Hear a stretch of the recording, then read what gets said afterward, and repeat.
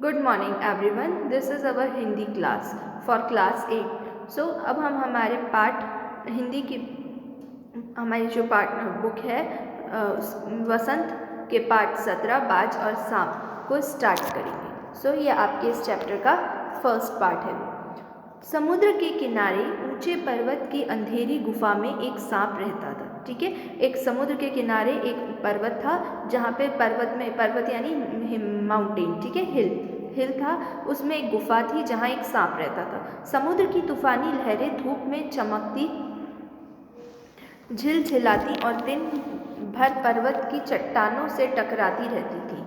और क्या होता था कि लहरें जो हैं ज़्यादातर क्या करती थी, समुद्र की लहरें धूप से चमचमाती थी, झिलमिलाती और क्या करती थी, दिन भर पर्वतों से या चट्टानों से टकराती रहती, क्योंकि पानी जो है वो रुका हुआ तो होता नहीं है, हवा से हिलता भी है, तो वो चट्टानों से टकराती थी।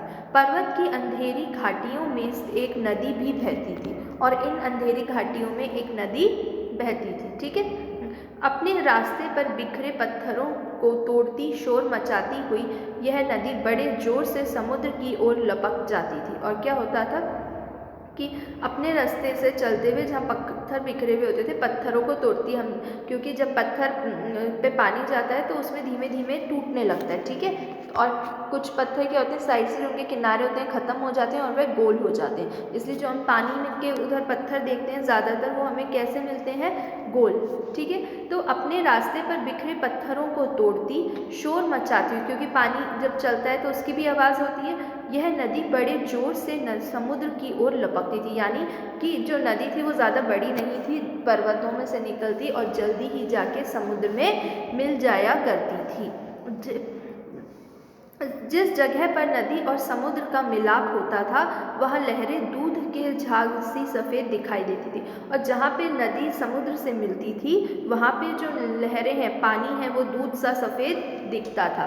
अपनी गुफा में बैठा हुआ सांप अब कुछ देखा करता, लहरों का गर्जन, आकाश में छिपाती हुई पहाड़ियाँ, टेढ़ी मेढ़ी बाल खाती हुई नदी की गुस्से से भरी आवाज़ें। तो जो सांप था जो गुफा में रहता था वो क्या देखा करता था कि लहरों का गर्जन, यानी लहरों, पानी में जो लहर उठती हैं उनकी आवाज़ें, आकाश में छिपती हुई पहाड़ियाँ, यानी जो पहाड़ियाँ हैं ना वो कई बार इतनी ऊंची होती हैं, ऐसा लगता है जैसे पहाड़ी आकाश में छिपी हो, पहाड़ियाँ, टेढ़ी मेढ़ी बल खाती हुई नदी, और मतलब टेढ़ी मेढ़ी नदियाँ और की गुस्से से भरी आवाज़ें, मतलब नदी की आवाज़ उनको बोला। वह मन ही मन खुश होता था कि इस गर्जन तर्जन के होते हुए भी वह सुखी और सुरक्षित है। तो उसको क्या खुशी होती थी सांप को कि इतनी आवाज़ें हैं, इतना शोर है, पानी का गर्जन तर्जन है, लेकिन वह फिर भी सुखी यानी खुश और सुरक्षित है। कोई उसे दुख नहीं दे सकता, कोई भी उसे परेशान नहीं कर सकता। सबसे अलग, सबसे दूर वह अपनी गुफा का स्वामी है, मतलब अपनी गुफा का राजा है। ना किसी से लेना, ना किसी से देना, मतलब वो किसी से मतलब नहीं रखता था, ना किसी से कुछ लेना, ना किसी को कुछ देना। दुनिया की भाग दौड़, छीना झपटी से वह दूर है। मतलब कि दुनिया कितनी फास्ट चल रही है, सब अपने आप में बिजी हैं, लेकिन वो इस दुनिया की भाग दौड़ और छीना झपटी से बिजी है। छीना झपटी यानी जो है ना अपने लिए, मतलब अपने प्रे को पकड़ते हैं, करते हैं, प्रे यानी शिकार। ठीक है, तो शिकार वगैरह से हर चीज़ से वह दूर था। सांप के लिए यही सबसे बड़ा सुख था, और उसके लिए ये सबसे बड़ा सुख था कि वह बिल्कुल सुख और सुरक्षित है। एक दिन एकाएक आकाश में उड़ता हुआ, खून से लथपथ एक बाज सांप की उस गुफा में आ गिरा। और एक दिन की बात है कि एक बाज था जो सांप मतलब खून से लथपथ हो रहा था और वो उसकी गुफा में आ गिरा। उसकी छाती पर कितने ही जख्मों के निशान थे, और जो उसकी छाती थी यानी चेस्ट पे बहुत सारे जख्मों के निशान थे, यानी वो घायल था, उसे चोट लगी हुई थी। पंख खून से सने थे, और पंख भी खून से सने हुए थे, और वह अधमरा सा जोर शोर से हाँफ रहा था, क्योंकि उसकी इतनी चोट लग गई थी, वो जख्मी हो गया था, तो वो हाँफ रहा था। जमीन पर गिरते ही उसके एक दर्द भरी चीख मारी और पंखों को फड़फड़ाता हुआ, तो वो जैसे ही ज़मीन पे गिरा उस चीखा और उसके पंखों से वो फड़फड़ाने लगा मतलब बहुत तेज़ तेज़ पंख हिलाने लगा। धरती पर लौटने लगा, मतलब धरती पे लौटने लगा, मतलब क्योंकि वो परेशान था, उसके चोट लगी हुई थी, लौटने लगा, इधर उधर होने लगा। डर से सांप अपने कोने में सिकुड़ गया और फिर वह एक कोने में सिकुड़ गया मतलब बिल्कुल अपने अंदर, मतलब कहते हैं ना सिकुड़ के बैठना। किंतु दूसरे ही क्षण उसने भाप लिया कि बाज जीवन की अंतिम सांसें गिन रहा है। लेकिन सांप को ये आइडिया था, ये इस चीज़ का आभास हो गया था कि जो बाज है ये जल्दी ही मर जाएगा, ये अपनी अंतिम सांसें गिन रहा है। क्यों? क्योंकि वो बहुत डरा हुआ था, वो उड़ भी नहीं पा रहा था, उसके इतनी ज़्यादा चोट लग गई थी। गिर रहा है, अंतिम सांसें गिन रहा है और उससे डरना बेकार है। इसलिए जो सांप है वह उससे डरने की ज़रूरत नहीं है। तो सांप को भी आइडिया लग गया था कि जो बाज है वो अपनी अंतिम सांसें गिन रहा है, इसलिए उससे बाज से अब डरने की ज़रूरत नहीं है।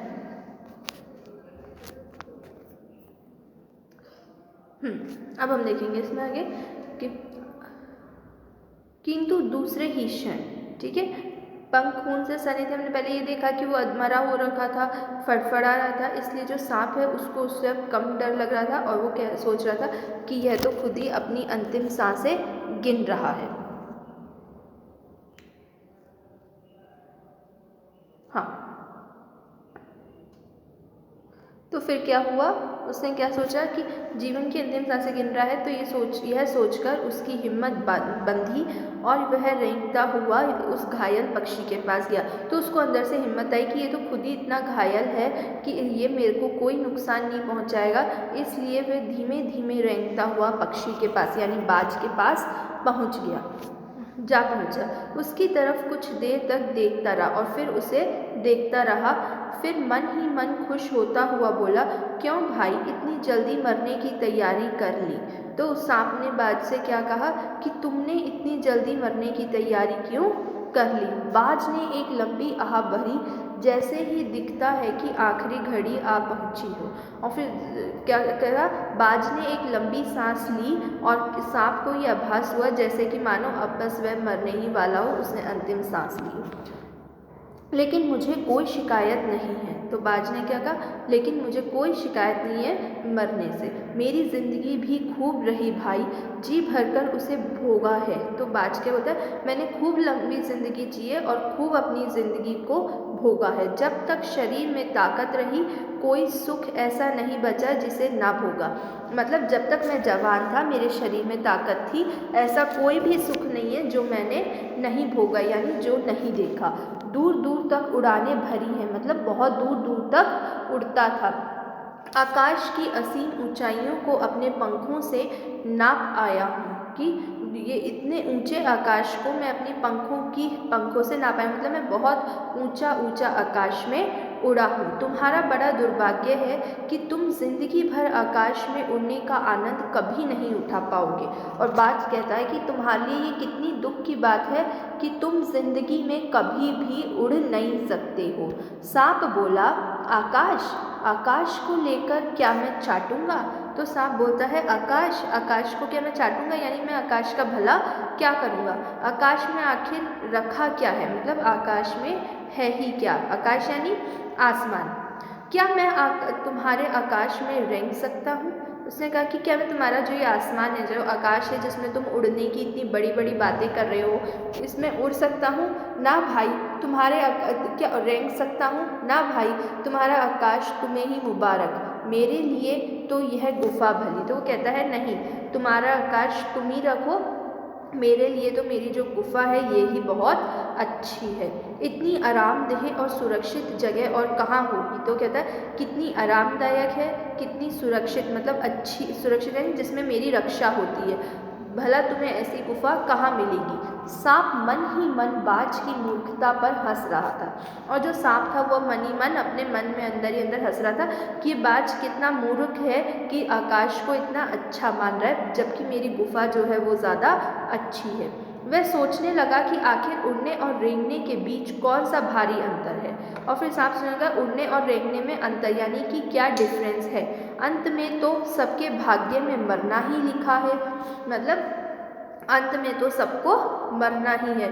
शरीर मिट्टी का है, मिट्टी में ही मिल जाएगा, यानी जो शरीर है वो भी हमने देख 5 पंचतंत्र से सुना, और एंड में क्या होगा, मिट्टी मिल जाएगा, यानी मिट्टी में ही मिल जाए। अचानक बाज ने अपना झुका हुआ सिर ऊपर उठाया, तो अचानक से जो बाज था जिस सिर उसका झुका हुआ था उसको ऊपर उठाया, और उसकी दृष्टि सांप की गुफा के चारों ओर घूमने लगी, यानी उसने जो बाज था उसने बहुत ध्यान से सांप की गुफा को देखा।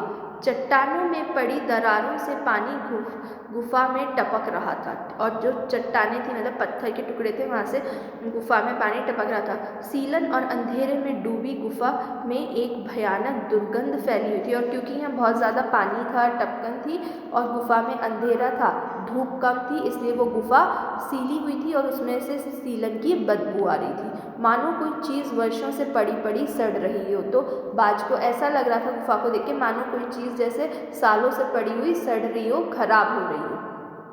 ठीक है, आप इसको पढ़ेंगे यहाँ तक। अब हम इसको नेक्स्ट वीडियो में रीड करेंगे।